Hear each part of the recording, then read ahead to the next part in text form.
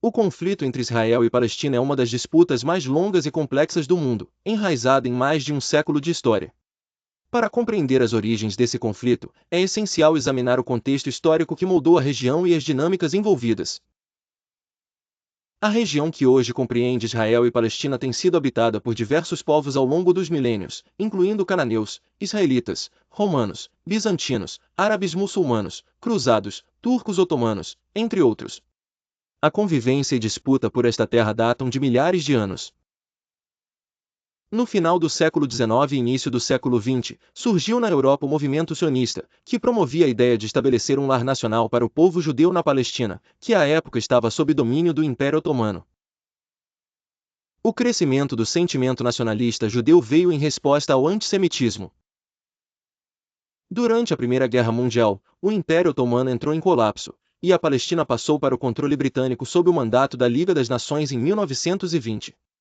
A Declaração Balfour de 1917 intensificou a imigração judaica e agravou as tensões com a população árabe nativa. As décadas de 1920 e 1930 foram marcadas por conflitos intercomunitários entre árabes e judeus na Palestina, à medida que ambos os grupos buscaram a autoafirmação nacional.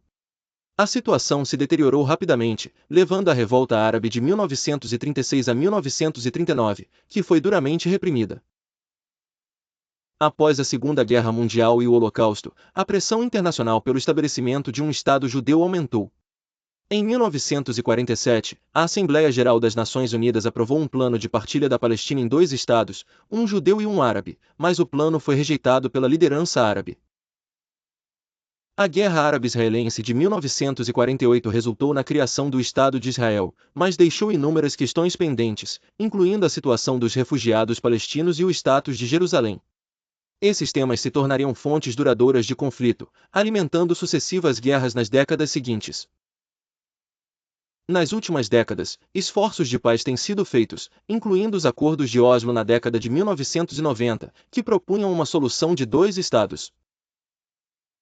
No entanto, a implementação de acordos de paz tem sido dificultada por ciclos contínuos de violência e a expansão de assentamentos israelenses na Cisjordânia.